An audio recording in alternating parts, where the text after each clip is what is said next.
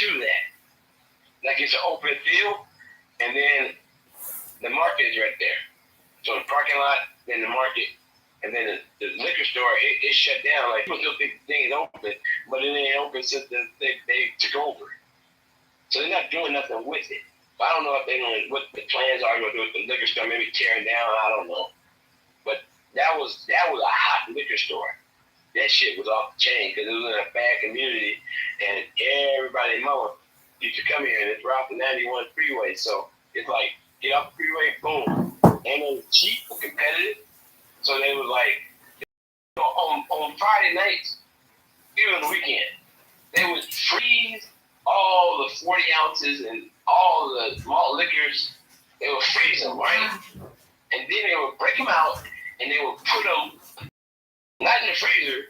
They would put them lined up. You know, when you go up to the pay and there's gallons right there, they would line the floor with all these 40 ounces. That's how cool they were. They sold them all out that night. Like, they would line it the next day, boom. Right about time before people start coming, they would just put, like, they would line it around the store and everything because they was pushing that much malt liquor. No. But, even, like I said, you know, every city has to do something. Like I said, you know, people used to, like, there's people living on the bridge. Like, this guy came by my house the other day, right? And he used to be homeless. And so him and his girl got a place. And then he was like, he's the one who told me that the guy was burning trash down the street. And he was burning, like, animals. If the animal died or something, or he cut it up or whatever, he would put that in the thing and burn it. And I told the city council, like, hey, man, this motherfucker out there burning trash at night. And then the fire department, they don't give a shit. So, the city ordinance, they can't do that. But the firemen, like, look, it ain't our fucking problem. You know, police don't do nothing. And they're like, okay, it's not legal, but we won't enforce no fucking rules. But the city council has to approach them and send them a letter and say, we're going to punish you for doing that. We're going to fine you every time you do it. But,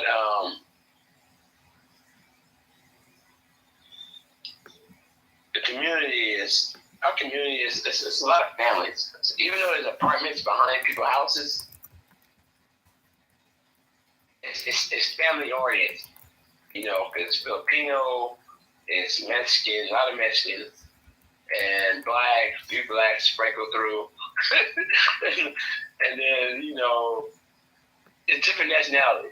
So everybody goes to work and, you know, we're doing this and property value went up, and it's a tight-knit community.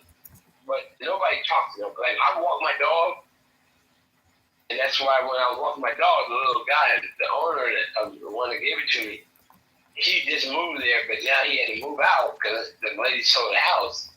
And he was like, do you know these people? And I'm like, yeah, I met them before. You know, and he was like, yeah, I know them. They're Filipino. I know the people, right? And then he knows his little people. But I was like, I met everybody because I walk all through this community. And I know people because I see them when we're walking. And then they see me walking. That's kind of like an introduction, just seeing me walking. I have my little dog with me. And so everybody knows me by my little dog and my big dog. And they would use, hey, how you doing? What's your name? And I would just be greeting them. I'm like, hey, how you doing? I'm Big C. I used to do the barbecue on the corner. And they were like, oh, you was the one barbecue. Like, they knew me, but they never bought from me because I never sold it in Long Beach. Long Beach is strict. Like, LA just said this new ordinance. They said we would not confiscate shit. Because, see, I told you they had a problem with confiscating. The little Mexicans had a little carts out there cooking hot dogs. And then the people would roll up on them and they would leave. So the people who were rolling up had to take the shit to their store, to their place. And it's like, they had a bunch of shit. So they're like, look, we ain't taking those carts, so don't run and leave. gonna find you can do this, with these things you can do. So in California, actually here in San Diego, the barbecue guy at this church, he got a little thing so he can have his people. It's called handlers. It's like let's say you were working for me and I say, hey Tim, do that. Just take this little test online for the health department, and it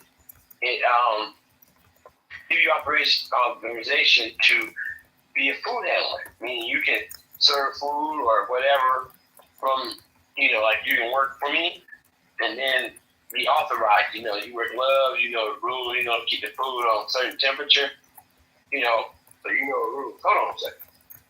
What time is it, Kim? 10:39. So it's still 7 something.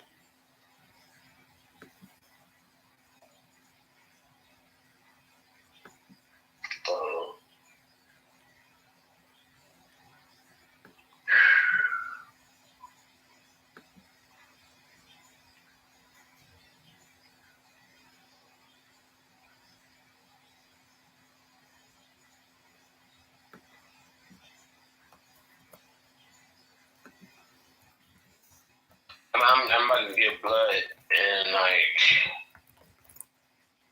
let me call you back so I can see what time it is.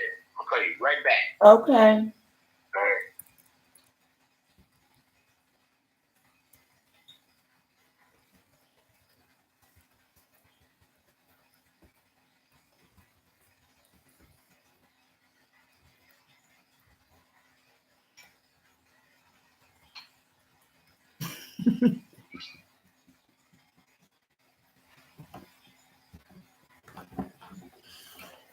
The reason why I'm laughing is because I've just learned to trust my instinct, and I type errors, but the errors aren't errors. Those are interjections that Source does, and then I have a tendency to want to correct it because to the untrained individual, you will say, oh, she's not spelling the words right, but what comes out is what I need to trust. So I wrote the first two little comments, and now I'm writing the third comment.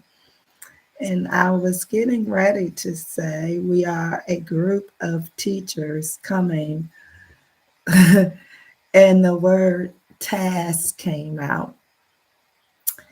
And I laugh because I've been given a task where I have to learn, and you have to learn to trust your mistakes. Your mistakes is actually blessings, where you will come into a realization that your superconscious mind is trying or attempting to reprogram you.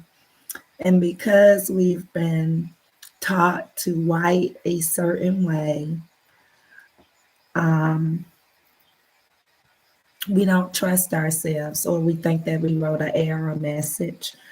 And of course, until this becomes more apparent that we have a super brain that is and has always been programming us for the coming attractions of all of us realizing that we are all playing together, and unconsciously life as we know it is going to become alive, a living virtual reality game where your past, your present, and your future self will align or is aligning.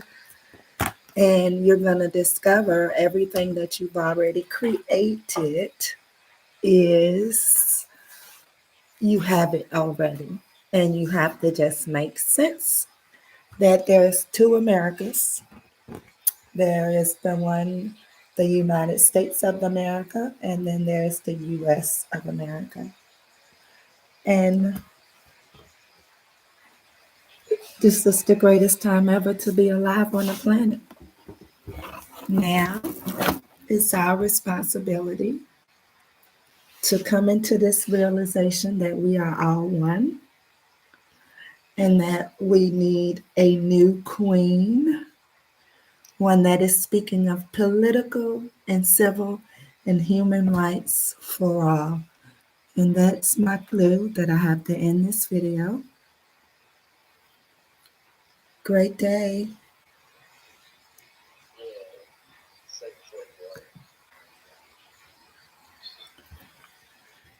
So let's talk about your boy. So what's his next plan? Which one? Out here, one in California. I don't